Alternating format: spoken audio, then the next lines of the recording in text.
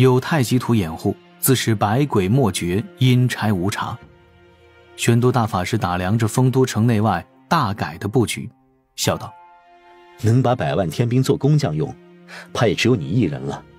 啊，玉帝陛下还是颇为开明的。说起这个，你也要注意一下。玄都大法师传声：玉帝师叔品性，为兄自是放心。但玉帝师叔是距离天道最近之人，受天道影响仅次于道祖老爷。若天道要对你降下劫难，玉帝师叔有可能会给你一些命令，你一定要小心谨慎，仔细斟酌。师兄放心，我此前就有所准备。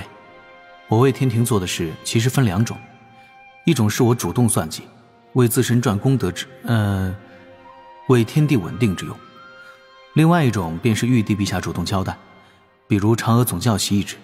你能分清就行。大法师伸了个懒腰：嫦娥、恒娥，月宫之中也有个人族高手，名为吴刚，他是恒娥的护卫，也是上古人皇的爱将。你翻墙的时候注意点，被他抓住可不会跟你客气。李长寿额头挂满黑线：师兄，我去翻墙做甚？哟，你还要明目张胆的进？恒娥好歹还是大义之妻的名分，你这名声啊，师弟。大法师轻轻挑眉，李长寿嘴角一阵抽搐。行吧，我忍了，稍后就带着您老去商部落那边，给您创造一点氤氲的氛围，把老师交代的2件人教大事的日程往前提上那么一提。哼，哎呀，也不知孔宣确定性别，作为孔宣之后，该是何等的国色天香啊！轮回塔在望，李长寿与大法师对视一眼，不用传声商讨，直接显露真形，放出威压，淡定地飘了过去。师兄，地藏总归是西方弟子。这次敲打敲打，免得他以后胳膊肘向外拐。端的是默契十足。天庭凌霄宝殿，文臣武将汇聚一堂，几名天庭出名的天庭记录员都将各自的铜镜封了起来。有亲玄雅如今虽然十分活跃，且在天庭之中建立起了初步的威望，但先职尚不足以入凌霄殿议事，今日并未见他踪影。看此时，白衣玉帝高台坐，老神上奏讲水神，2阶神位号太白，不入星宿奉君策。木工朗声道：陛下，水神入天庭以来屡立奇功，为陛下分忧解难，为天庭崛起劳心劳力，险定四海，赵龙祖蟠桃叶上挺身而出，雄辩西方大教弟子，有救北周之巫，数次破灭妖族之谋，将企图乱天之妖打得形神俱灭。水神革新制，修天律，整地府明天制。时至今日，水神之功绩足以位列天庭2阶神位。为水神能更好辅佐陛下，老臣斗胆，请陛下封水神为2阶正神。此言一出，各位仙神齐齐安静。东木公老传声筒了。每一次东木公只要开始慷慨激昂地言说某事，那就是玉帝陛下借木公之口对他们传达此事的结果。水神升阶，那都是预料之中再小不过的大事，说的就跟此前这天庭2阶正神手中的权柄能比得过3阶水神一样。但是这个时候，他们这些天庭仙神听着就是，可不敢站出来为水神请命啊。毕竟这天庭还是玉帝陛下做主，水神也只是辅佐玉帝陛下。就听玉帝笑了2声，言道：今日也该给长庚提到2阶了，各位觉得哪个神位合适啊？下方沉默了一阵，有天将站了出来喊道：陛下，不如封水神为天庭兵马大元帅，此2阶神位，总领天庭兵士，与水神颇为符合。有文臣顿时皱眉：陛下，臣以为不妥。水神并非天将，而水神智谋无双，当为天庭文臣之表率。玉帝含笑点头，觉得这般也算有理，便道：各位爱卿各抒己见，今日好好商议一下此事。木工闻言顿时就摁下了自己的话头，知道玉帝陛下这是想要听一听还有没有其他更好的意见。接连有仙神发声，有仙神觉得水神该成为一方大帝，也就是四御之位，天庭真正的封疆大吏，位于玉帝之下。但是立刻有人辩驳，言说水神应当是坐镇天庭，不该外派。一直到12个二阶正神之位被说了一个遍，方才觉得都不太适合水神。敖乙道一句：可否新增2阶神位，让自家教主哥哥做一个四海大龙神什么的，让其他还想沾光的仙神瞬间就否了。水神在哪一个体系，那这个体系肯定是要受重视的呀。到此时，木工才顺势站了出来，将此前与玉帝商量好的那一套安排拿了出来。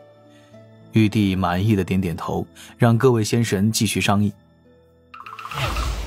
与此同时，地府轮回塔中，大法师与李长寿坐在2张木椅上，地藏坐在靠窗的蒲团上，此时却是眉头紧皱。地藏叹道：水神，你初次来我这轮回塔，竟是为了让我徇私，这也未免太小瞧我了。道友这般说就有些不对了，这如何是徇私呢？大德后土深化6道轮回盘，为众生不计自身得失，此事不过是借轮回塔为后土娘娘做一些事，这是后土娘娘之私事，也是咱们这些为天道做事生灵的公事。或者说，道友你是故意要为难后土娘娘？地藏嘴角一阵抽搐，叹道：水神，你这张嘴贫道当真是说不过。贫道化身此间，曾立宏愿，一应生灵，一视同仁，不为各方势力所动，也不会为西方教开方便之门。贫道需按水神此前定下的规矩行事，今日水神何以亲口让我打破这规则呢？玄都大法师淡然道：那此事就归结于水神身上，就说是水神让你干的。地藏微微一笑，言道：天道之列中，似乎水神此时尚排在贫道之后，水神倒是无法对贫道发号施令啊。玄都大法师眉头一皱，看向李长寿。李长寿有些无奈地摇了摇头，他确实只是3阶正神，而此时论起来，地藏已经是地府阴司之中地位仅次于后土娘娘的神奇。正此时，一道金光闪来，落在李长寿的身上，浓郁的天道之力画出种种异象，庆云如织，霞光遍布，轻快的奏乐声飘出轮回塔顶层。李长寿仔细体悟，不由笑眯了眼，淡然道：轮回塔主地藏听命，开启轮回塔，将七情化身化作轮回之灵，本神自会护此灵，寻寄身地。地藏细细感应，皱眉道：天道如此失衡，竟别误会啊，算一算时辰，此时刚好是玉帝陛下照例召集仙神议事，应当是论功行赏，为我提了神位。虽具体任命需要通明殿拟好旨意，但此事在天道序列之中，本神恰好是在你之前。地藏一时间默然无语，玄都大法师差点笑出声来。哒哒哒，轻快的脚步声自侧旁传来，谛听用自身法力拖着一只托盘凑上来，给李长寿和玄都大法师奉上香茶。水神您别生气，别生气呀！我家主人就是倔脾气，让我好好跟他说说。你先喝茶，喝茶。现在我家主人跟水神您都是为天道老爷做事儿，以后还请您多多担待。他什么都不懂，还以为是在灵山上呢。地藏瞪脸谛听，谛听尾巴一扫，两只前蹄搭起来，在李长寿腿上轻轻地捶着。大法师看得一乐，这茶倒是不错。谛听哆嗦了一下，什么都不敢多说。领水神命。地藏牙缝里挤出了如此一句，随后便转过身去看着窗外之景。大法师给李长寿一个眼神，李长寿会意，立刻站起身来，走到窗台旁，倚在窗沿，抱起胳膊。争来争去，没想到会是这般结果。你我倒是成了共事之人，心平气和的聊一聊吧。这一日我其实也等了许久了。水神谬赞，不过水神手下败将在此苟延残喘，了此残生罢了。李长寿淡定了一笑，拿出了稳教三大典籍套路论之精华，整理了一下思路，缓声道：若非你我非立场对立之人，没有此前积怨，该多好。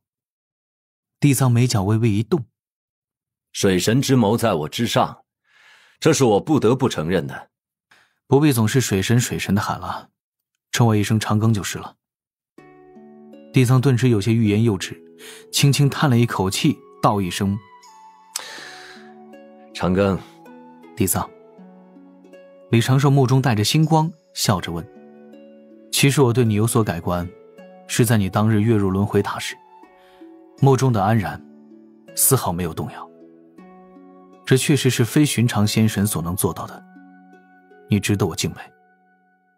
地藏苦笑着摇摇头：不过是被逼无奈，贫道自身成了老师手中的上策，多少是有些身不由己，贫道也并非全然为众生考虑。后土娘娘身化6道轮回盘，也有考虑为巫族稳固最后的气运，但能否认其大德吗？自是不能的。其实你也是这般，德行2字，我不如你。